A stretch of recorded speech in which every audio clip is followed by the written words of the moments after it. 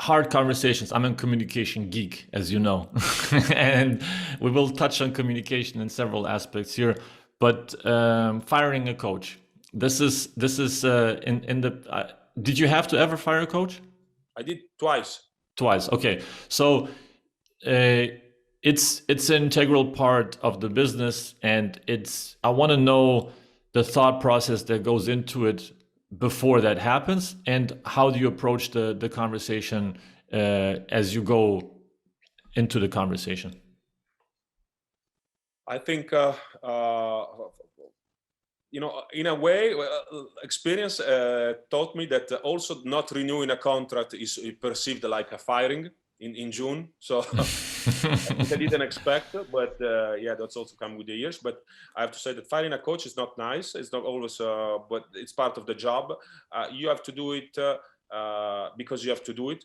First of all, to me, this is business. It's nothing personal. And with the two coaches that I fired during the season, I'm still in touch today. So this is to say that I always try to go on a business side, not on a situational or emotional push.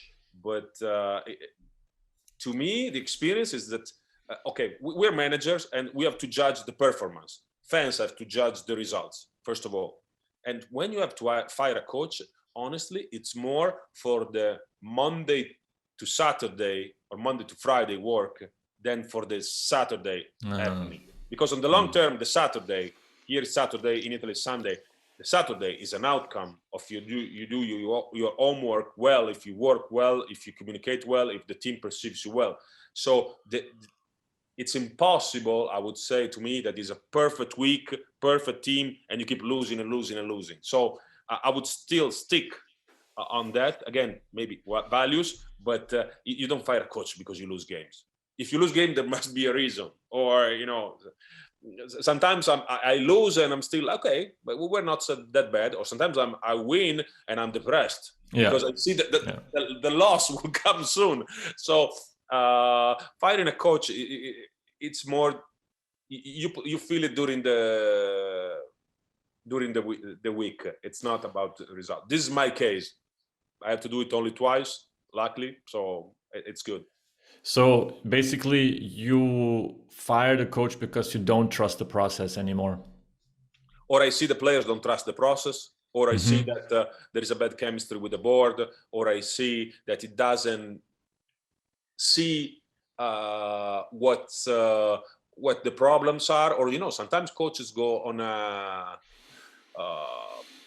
pessimistic mode, and then they stop thinking, they stop analyzing properly, and they see enemies everywhere, and they stop focusing on the job.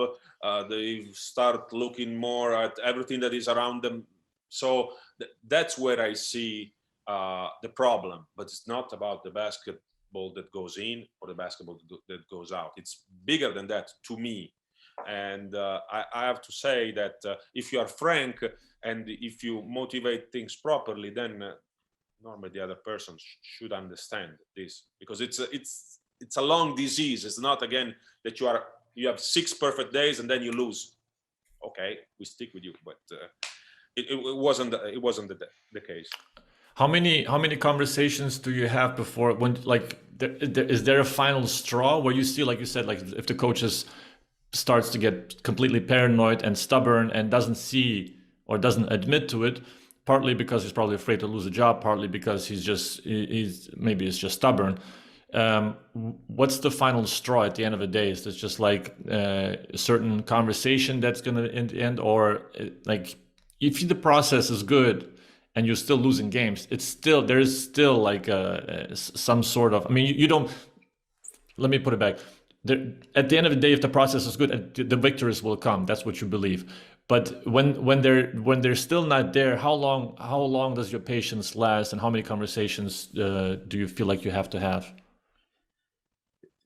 There is not one rule to me, because I can tell you that, for example, the season we dropped from Division 2 to Division 3. I didn't change the coach, and we arrived to be 10 losses in a row. So I'm very patient, but if I trust the process, but then if you don't pay the salaries, if you sell players that because you can get a buyout, and then you try to replace them somehow, and then you have injuries, then the coach, you change the coach for what? I mean, Yes, it's not yeah, about yeah, the yeah. coach. So I give you an extreme case that I lived, and it may happen that I decide to change coach at the end of a very successful season, because I don't think there is more margin to develop together. Yeah. So it really, sometimes I give myself time. I say, but it's not. I try to involve the club as well, to feel how is the president, the club, the owner, because also having a strong coach is better for me in the end, because then the club is calm. When I have a nervous club, nervous board of directors, then the work is bad. So when you see that negativity, you try to calm it down, but then we can change a player, but not with this coach for the next one. If we go in this mood, then it's so. Yeah. In the end, we do a lot of crisis management. We do the team, and we do crisis management. Those are the two things. In a normal, in an ideal season, you don't need the sport director.